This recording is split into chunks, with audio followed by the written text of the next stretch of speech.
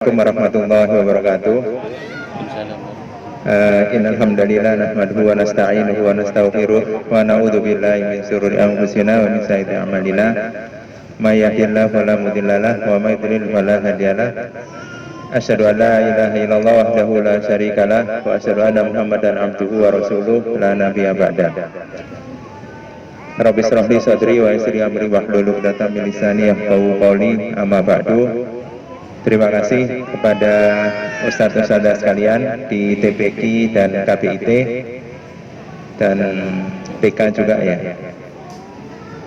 Terima kasih waktunya dan mudah-mudahan acara pada kesempatan sore hari ini diberkati sama dimuliakan oleh Allah Subhanahu wa taala. Amin ya rabbal alamin. Tak terasa kita sudah hampir 2/3 puasa kita lewati. Mudah-mudahan puasa ini kita lebih baik, lebih manfaat, serta lebih bertakwa semua kepada Allah Subhanahu wa taala. Amin ya rabbal alamin. Terima kasih juga kepada TKIT yang telah memperoleh juara UKS ya tingkat Jawa Timur, dan juga ada beberapa anak-anak didik kita, santri-santri kita sudah hafal juz 30. Mudah-mudahan insyaallah jariah kita, pembelajaran kita dari ustadz-ustadzah khususnya itu bisa mengalir selama Al-Quran itu didengarkan, Al-Quran itu dibacakan oleh santri-santri kita. Insyaallah anak-anak semua memberikan pahala untuk kita semuanya. Amin ya rabbal alamin. Dan itu adalah suatu pahala yang sangat luar biasa, pahala jariah, terutama ustadz-ustadzah yang telah mengajari putra-putri kita semuanya bisa belajar Al-Quran dari yang tidak bisa sama sekali, mulai dari alif, ba, ta sampai hafal juz 30. Itu semua adalah mudah-mudahan menambah amalan perbuatan kita yang insya Allah akan memperberat amalan kita di yaumil akhir insya Allah. Amin ya rabbal alamin. Ustadz-ustadzah sekalian yang dirahmati Allah Subhanahu wa taala, pada kesempatan sore hari ini saya sedikit cerita masalah atau kita mengevaluasi diri tentang masalah waktu. Allah Subhanahu wa taala sering berfirman, bahkan bersumpah. Di antara sumpah-sumpah Allah Subhanahu wa taala adalah terkait masalah waktu. Wal asri wad duha wal fajr wal laili, semua banyak bersumpah masalah waktu. Dan Allah Subhanahu wa taala memberikan waktu kita itu sama semua. Semuanya adil. Semuanya diberikan waktu 24 jam semuanya. Tidak ada yang lebih dan tidak ada yang kurang. Dan waktu ini merupakan suatu modal besar bagi kita. Bagaimana kita bisa memanfaatkan waktu ini sebaik mungkin, atau bahkan kita tidak bisa mengoptimalkan waktu itu. Karena waktu itu sangat terbatas. Dan waktu itu tidak bisa diulangi. Waktu tidak bisa terbaharukan. Waktu adalah seperti pedang, sehingga Allah Subhanahu wa taala memerintahkan kita untuk berhati-hati kepada waktu itu. Kalau kita muhasabah tentang waktu, ustadzah dan ustadz sekalian yang dirahmati Allah Subhanahu wa taala, ada waktu masa lalu, ada waktu sekarang, dan ada waktu ke depan. Sebagaimana kata Ali bin Abi Thalib, kalau kita sekarang itu perbuatan kita, amalan kita itu sama dengan waktu yang lalu, maka kita termasuk orang-orang yang rugi. Dan kalau kita mau orang-orang yang untung adalah hari ini itu lebih baik dari yang lalu. Kalau hari ini lebih jelek daripada yang lalu, maka kita termasuk orang-orang yang terlaknat, kata Imam Abi Thalib. Dan ini adalah suatu peringatan bagi kita tentang waktu.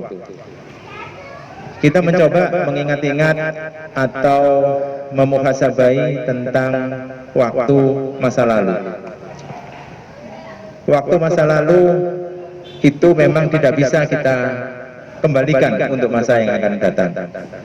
Tapi waktu masa lalu, kata Allah Subhanahu wa taala, adalah untuk kita mengevaluasi diri, untuk kita ambil hikmahnya, untuk kita ambil pelajaran dari apa-apa yang sudah terjadi masa lalu.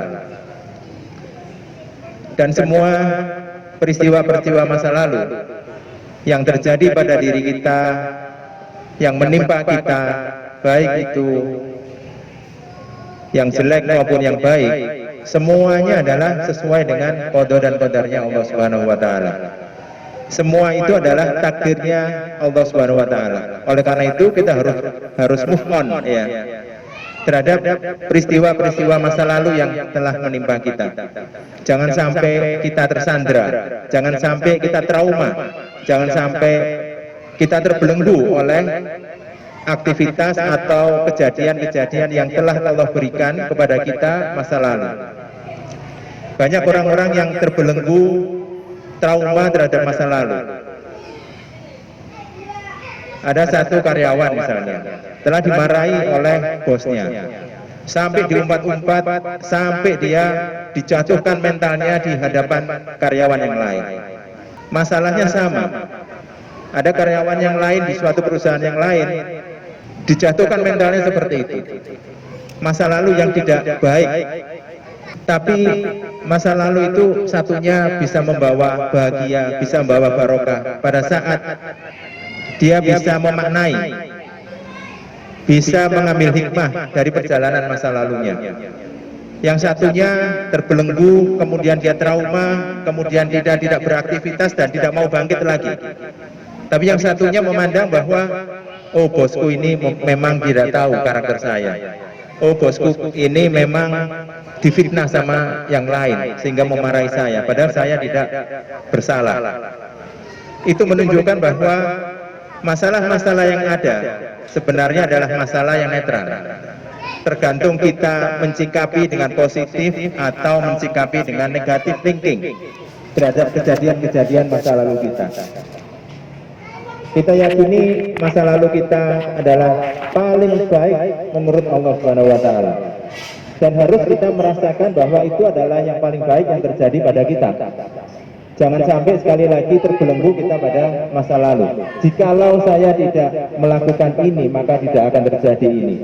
Jikalau saya memilih ini, maka saya akan lebih baik lagi. Dan itu semua adalah was-was yang dari setan, salah satunya. Membuat kita suudzon pada Allah Subhanahu wa taala. Padahal itu merupakan sudah menjadi qada dan qadarnya Allah Subhanahu wa taala. Sudah menjadi takdirnya Allah. Dan orang-orang yang beriman pada Allah Subhanahu wa taala adalah salah satu rukun iman, itu adalah percaya kepada qada dan qadarnya Allah Subhanahu wa taala. Salah satu qada dan qadarnya Allah Subhanahu wa taala adalah semua peristiwa yang sudah kita lakukan, yang terjadi menimpa kita, yang berakibat apapun pada kita, baik atau buruk yang lalu, itu adalah sesuai dengan qada dan qadarnya Allah Subhanahu wa taala. Jangankan masalah yang besar, rambut yang jatuh, daun yang jatuh di pantai, di semua alam semesta ini, semuanya tidak luput dalam catatan Allah Subhanahu wa taala. Ustadz-ustadzah yang dirahmati Allah Subhanahu wa taala, masa lalu itu adalah termasuk pada diri kita sendiri juga. Kita tidak boleh kemudian bersuudzon, kita tidak boleh kemudian berprasangka buruk pada Allah Subhanahu wa taala tentang kejadian kita terhadap diri kita. Mengapa saya diciptakan dari bersih? Mengapa orang tua saya kok tidak kaya? Kenapa orang tua saya kok memberikan keturunan kepada saya kok jadi jelek misalnya? Kenapa orang tua saya tidak mendidik saya kepada Islam yang baik misalnya? Dan lain-lain sebagainya. Itu termasuk yang Allah ciptakan pada diri kita, baik fisik maupun keturunan kita, maupun tempat lahir kita, maupun iklim kita, dan semua yang sudah lalu, itu semuanya harus kita terima dengan husnudzon pada Allah Subhanahu wa taala. Kita ridho. Sebagaimana Allah Subhanahu wa taala di dalam salah satu surat Wa minan nasi may yasri nafsahu ibtigha amardhatillah wallahu raufum bil ibad. Di antara manusia ada yang mengorbankan dirinya karena mencari keridhaan dari Allah Subhanahu wa taala. Nah, salah satu yang harus kita lakukan untuk masa lalu, kita harus meridhoi, kita harus ridho, kita harus ikhlas terhadap semua kejadian itu. Nah, sekarang kita menginjak masa yang ada sekarang, yang kita lakukan sekarang. Bagaimana kita bersikap terhadap masa-masa yang kita lakukan sesuai dengan waktu demi waktu, hari demi hari, bulan demi bulan yang kita lakukan sekarang. Ada suatu hadis yang diriwayatkan pada saat itu Rasulullah megang tangannya Mu'adz bin Jabal. Kalau kamu kepingin beriman ya Mu'adz, kata Rasulullah, doalah selalu Allahumma inni ala dzikrik wa syukrik wa husni ibadatik. Ya Allah, tolonglah aku supaya aku bisa untuk berzikir kepadamu dan bersyukur kepadamu, dan yang ketiga adalah beribadah dengan cara yang terbaik yang kita berikan kepada Allah Subhanahu wa taala. Untuk yang kita lakukan masa sekarang, ada resep, salah satu hikmah daripada hadis ini adalah Allahumma inni ala dzikrik. Maka kita minta tolong kepada Allah Subhanahu wa taala untuk selalu menguatkan kita untuk berzikir kepada Allah Subhanahu wa taala. Jadi pastikan selalu hari demi hari, menit demi menit kita selalu berzikir kepada Allah Subhanahu wa taala. Karena dengan zikir itu maka Allah akan memberikan ketenangan pada hati kita. Dan ketenangan itu akan membawa kebahagiaan bagi kita. Ala bidzikrillahi tatmainnul qulub. Dan dengan hanya berzikir kepada Allah Subhanahu wa taala, maka hati itu akan bisa tenang. Dan ini adalah kita diminta untuk berdoa kepada Allah Subhanahu wa taala untuk meminta supaya Allah menguatkan hati kita, pikiran kita, perasaan kita untuk selalu berzikir kepada Allah Subhanahu wa taala. Demikian pula surat Ibrahim yang sering kita baca, la in syakartum la azidannakum wa la in kafartum inna adzabi lasadid. Ini adalah suatu resep juga bagi orang-orang yang bersyukur, maka Allah akan limpahkan nikmatnya. Salah satu nikmatnya adalah bentuk kebahagiaan. Maka dari itu salah satu resep untuk kita bahagia itu adalah kita selalu bersyukur kepada Allah Subhanahu wa taala. Orang mempelajari tasawuf, orang mempelajari macam-macam, salah satunya adalah supaya kita bisa menjadi bahagia. Bahagia ini kadang-kadang kita salah untuk menempatkan bahagia. Kadang-kadang kita menempatkan bahagia itu bersandar kepada apa-apa yang tidak kekal, apa-apa yang di luar kendali kita. Yang di luar kendali kita, kadang-kadang kita bahagia kalau kita dipuji orang. Padahal orang memuji kita, itu adalah di luar kendali kita. Kita dikatakan bahagia pada saat kita menerima harta. Padahal harta itu tidak kekal. Tidak bisa kita pastikan harta itu pasti kita dapatkan sesuatu dengan fix berapa. Kadang-kadang kita lupa bahwa bahagia itu adalah kita mengoptimalkan apa-apa yang Allah berikan kepada kita dan apa-apa yang bisa kita kendalikan. Bagaimana itu bisa menjadi kebahagiaan kita. Apa-apa yang bisa kita kendalikan itu adalah pikiran kita. Bagaimana kita bisa berbahagia dengan pikiran kita? Itu bisa kita kendalikan pikiran kita. Perasaan kita itu bisa kita kendalikan. Pada saat ada musibah, pada saat misalnya mobil kita atau kendaraan kita bocor di tengah jalan, itu musibah. Tapi pada saat itu pikiran kita mengatakan bahwa ini adalah musibah datangnya dari Allah Subhanahu wa taala. Kemudian ini sudah tercatat di dalam Lauhul Mahfuz dan ini adalah cobaan bagi saya. Kemudian kita memahami itu dan menenangkan diri kita dan kita kembali bahwa kita melakukan aktivitas menambal ban kita dan bersyukur kita diberikan kekuatan untuk memberikan dan melaju kendaraan kita untuk menuju sesuatu yang tujuan kita. Kalau itu kita sikapi dengan perasaan bahagia, perasaan bahwa itu adalah sudah menjadi takdir. Kita tidak cemas dan tidak mangkel, dan itu akan membawa kebaikan bagi kita. Nah, kadang-kadang kebahagiaan itu salah satunya ada suatu riset mengatakan bahwa kita dalam melakukan hal-hal sehari-hari itu kadang-kadang bahkan ada yang memberikan persentase, ada 47% itu pikiran kita itu kadang-kadang melayang kemana-mana. Jadi pada saat kita makan, pada saat kita melakukan mengajar, pada saat kita melakukan suatu aktivitas, bahkan pada saat kita melakukan sholat, kadang-kadang pikiran kita itu kemana-mana. Dan ini yang menyebabkan hati kita tidak tenang. Ini yang menyebabkan hati kita tidak bahagia. Ini yang menyebabkan hati kita selalu gundah gulana. Jadi salah satu resep bahagia, salah satunya adalah bagaimana kita melakukan suatu aktivitas, dirasakan, kemudian disyukuri, kemudian merasakan benar-benar saya hadir di sini. Jadi itu adalah menumbuhkan rasa ikhlas, kemudian kita memperbarui niat bahwa itu semua adalah ibadah kepada Allah Subhanahu wa taala. Insya Allah itu akan menambah kebahagiaan kita. Dan itu adalah yang bisa kita lakukan setiap saat. Pada saat hati itu bersyukur, pada saat hati itu berzikir, pada saat kita merasakan semuanya adalah nikmat dari Allah Subhanahu wa taala, insya Allah semuanya akan memberikan rahmat dari Allah Subhanahu. Yang kedua, berikutnya adalah sumber-sumber orang kadang-kadang tidak bahagia adalah masalah memahami masalah. Kadang-kadang orang tidak bahagia karena banyak masalah. Padahal masalah itu diturunkan Allah Subhanahu wa taala, pasti kita mampu untuk menyelesaikan. Bagaimana kita mampu untuk merangkul masalah itu? Karena masalah itu setiap kali mesti ada. Kita masalah yang ada apa misalnya? Kita waktu dulu belum menikah, masalahnya apa? Belum menikah. Setelah menikah, masalahnya apa? Belum punya anak. Setelah punya anak, apakah ada masalah? Ada masalah. Nanti bagaimana pengasuhannya? Setelah anak kita sekolah ada masalah? Ada. Setelah masuk TK, masuk SD masalah. Masuk SMP masalah. Demikian pula masalah itu akan selalu timbul. Dan kita yakin la yukallifullahu nafsan illa usaha. Allah tidak akan membebani masalah itu, suatu beban itu sesuai dengan kemampuan hambanya. Dan ini adalah sesuatu yang harus kita rangkul masalah itu.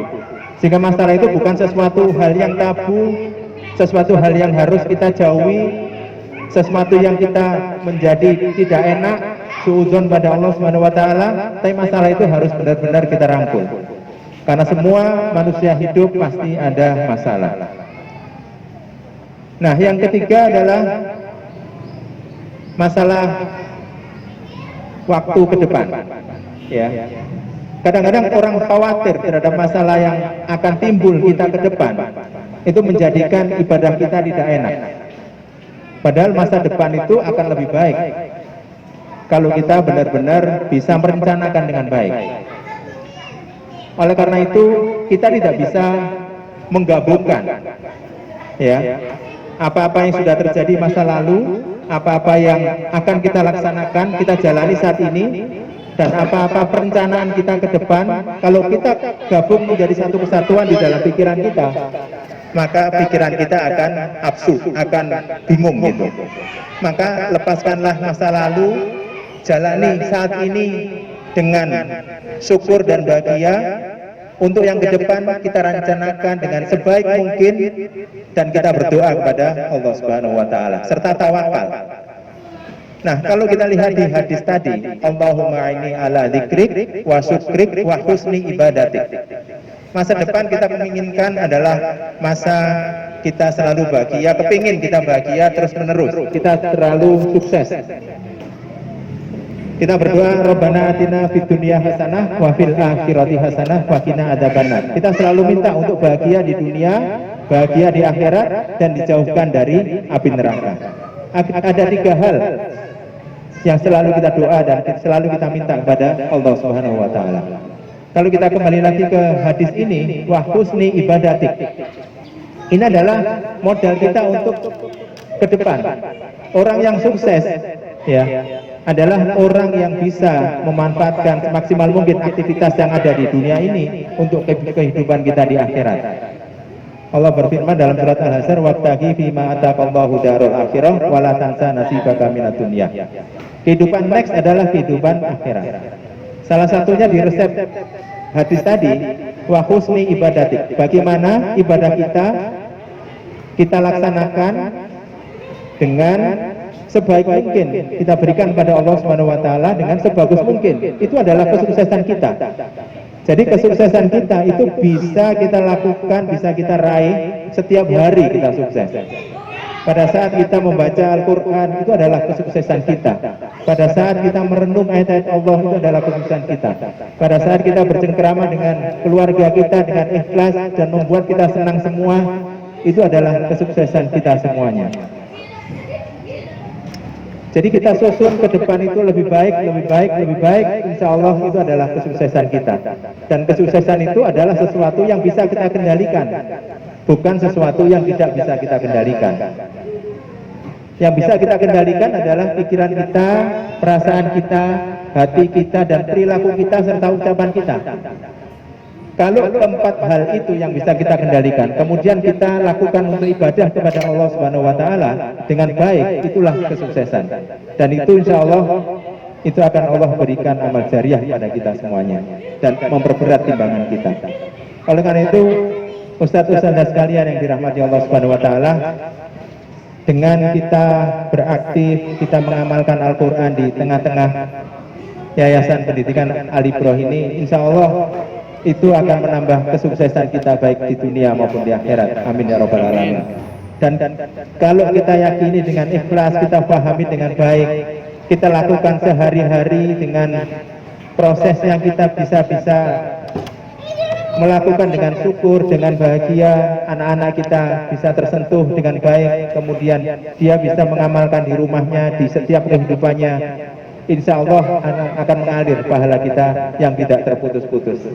Mudah-mudahan kita semua, ustadz-ustadz sekalian, bisa memanfaatkan waktu kita khususnya di akhir-akhir Ramadan kita untuk selalu muhasabah, terutama masalah waktu ini. Mungkin itu yang bisa saya sampaikan. Sekian, wabillahi taufik wal hidayah. Wassalamualaikum warahmatullahi wabarakatuh.